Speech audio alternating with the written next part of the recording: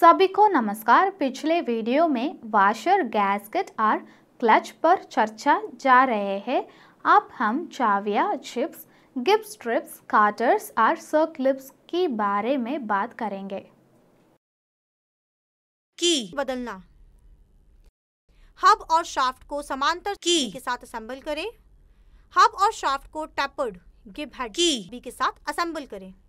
समांतर की fitting. Shaft और हब में कीवेज को डिबूर करें और कीवेज को साफ करें। सटीक उपकरणों का उपयोग करके शाफ्ट और हब और कीवे के डायमेंशन की जांच करें। शाफ्ट के बाहरी व्यास, हब के अंदर का व्यास, लंबाई, चौड़ाई और ड्राइंग के अनुसार कीवे की गहराई की जांच करें। कीवे के आकार के आधार पर उपयुक्त क्रॉस सेक्शन के की स्टील की लंबाई का चयन करें। की के एक छोर पर रेडियस फाइल करें और की के रास्ते पर +1 मिलीमीटर की लंबाई में काटें और की के दूसरे छोर को फाइल करें। सुनिश्चित करें कि इसके निचले किनारे के किनारों में चारों ओर चैम्फर्ड हो। शाफ्ट में कीवे के अनुरूप की चौड़ाई की जांच करें। फाइल की को ड्रॉ करें ताकि यह शाफ्ट पर कीवे के साथ थोड़ा टैप फिट या लाइट कीइंग फिट K7H6 हो। हब में कीवे के साथ की के हल्के से फिट होने की जांच करें। की के सभी किनारों और निचले हिस्सों पर प्रशियन नीला रंग लगाएं ताकि कीवे पर की का उचित असर सुनिश्चित हो सके। शाफ्ट के कीवे में की डालें और हल्के वजन वाले मुलायम हथौड़े से टैप करें। शाफ्ट पर हब को टैप करें और हब को शाफ्ट से हटा दें। की जांच करें और ऊंचे स्थानों को नोट करें जहां की ने हब के कीवे से संपर्क बनाया है। ऊंचे स्थानों को हल्के से फाइल करें। चाबी का शीर्ष लगभग 0.1 मिलीमीटर साफ होना चाहिए। फिटिंग और फाइलिंग ऑपरेशन को तब तक दोहराएं जब तक कि हब शाफ्ट पर वांछित स्थिति में फिट ना हो जाए। गिब को बदलें या एडजस्ट करें। डोवेटल स्लाइड से एडजस्टिंग स्क्रू को हटा दें। क्रॉस स्लाइड से गिब को हटा दें। स्लाइड सतहों, स्क्रू, नट और गिब को अच्छी तरह से साफ करें। सभी भागों का निरीक्षण करें और किसी भी क्षति की जांच करें। स्लाइड वेस को लुब्रिकेट करें। गिब को असेंबल करें। असेंबल में आवश्यक सही स्वतंत्रता देने के लिए एडजस्टिंग स्क्रू को कस लें। चेक नट द्वारा एडजस्टिंग स्क्रू की गति को लॉक करें। गिब स्ट्रिप को समायोजित करें। उद्देश्य: यह आपको लेथ में गिब स्ट्रिप को समायोजित और संरेखित करने में मदद करेगा। लॉक नट को ढीला करें। सेट स्क्रू को हटा दें। गिब को बाहर खींचें। सभी हिस्सों को साफ करें। प्रेशरियन ब्लू का उपयोग करके गिब की सिद्धता का जांच करें। क्रॉस स्लाइड की सटीक स्लिप गति को रोकने के लिए एक समान सतह पाने के लिए गिब को खुरचें। सभी भागों को लुब्रिकेंट दें। गिब को डोवेटेल स्लाइड में असेंबल करें और उसे व्यवस्थित करें। असेंबली में आवश्यक सही स्वतंत्रता प्राप्त करने के लिए स्क्रू को एडजस्ट करें और स्लाइडों के बीच के अंतराल को समाप्त करें। चेक नट द्वारा एडजस्टिंग स्क्रू की गति को लॉक करें।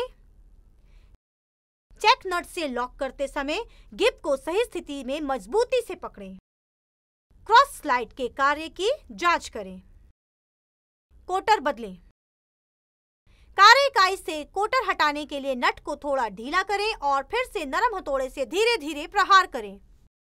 फिर नट को पूरी तरह से ढीला करें। कोटर पिन को खींच लें। छेद में नया कोटर पिन डालें। हथौड़े से प्रहार करें। पिन को कसने के बाद नट को ढीला करें। सर्क्लिप बदलें। कोन और कंप्रेशर बुश का उपयोग करके बाहरी सर्क्लिप को असेंबल करें। कोन और कंप्रेशर पिन का उपयोग करके आंतरिक सर्क्लिप को असेंबल करें। प्लायर का उपयोग करके बाहरी और आंतरिक सर्कल को असेंबल करें। प्लायर का उपयोग करके बाहरी और आंतरिक सर्किलों को हटा दें। असेंबली के दौरान सर्क्लिप को शाफ्ट पर स्थापित करने या हाउसिंग बोर में स्थापित करने के लिए जहां तक आवश्यक हो फैलाया या बंद किया जाना चाहिए।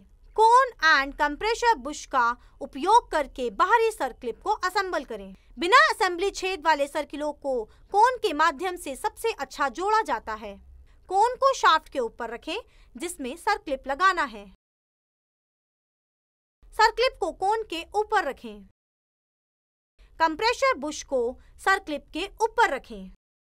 कंप्रेशन बुश को सर्किल के आकार के आधार पर उपयुक्त माध्यम से धीरे धीरे और सुचारू रूप से दबाएं जब तक कि सर्किल खांचे में ना सेट हो जाए। कोन और संपीड़न पिन का उपयोग करके आंतरिक सर्किल को असेंबल करें। कोन को उस बोर के ऊपर रखें जिसमें सर्किल प्रदान की जानी है। आंतरिक सर्किल को कोन के पतले छेद में रखें। कंप्रेशन पिन को सर्किल के ऊपर रखें। कंप्रेशन पिन को धीरे धीरे और सुचारू रूप से तब तक दबाएं जब तक कि सर्किल बोर के खांचे में ना बैठ जाए। प्लायर का उपयोग करके सर्किल को असेंबल करें और हटा दें।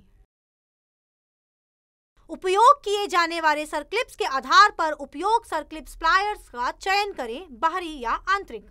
आंतरिक सर्किल को असेंबल करें। आंतरिक सर्किल 1 को आंतरिक सर्किल प्लायर 2 की मदद से पकड़ें। सर्किल 1 को प्लायर 2 की सहायता से दबाएं ताकि इसका व्यास छेद व्यास से छोटा हो जाए। इस स्थिति में सर्किल को इस तरह डालें कि यह खांचे में सीधा बैठ जाए। प्लायर को बाहर निकालें। बाहरी सर्किल को असेंबल करें। एक बाहरी सर्किल प्लायर 2 की मदद से एक बाहरी सर्किल 1 को पकड़ें। बाहरी सर्किल प्लायर 2 को दबाएं ताकि सर्किल 2 व्यास में बड़ा हो जाए। सर्किल को शाफ्ट पर बड़ी स्थिति में स्लाइड करें जब तक कि यह शाफ्ट खांचे में सेट ना हो जाए।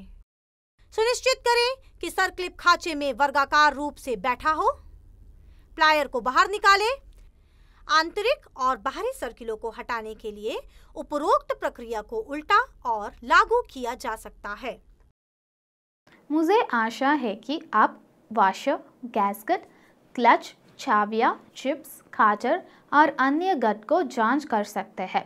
इस वीडियो को देखने के लिए धन्यवाद।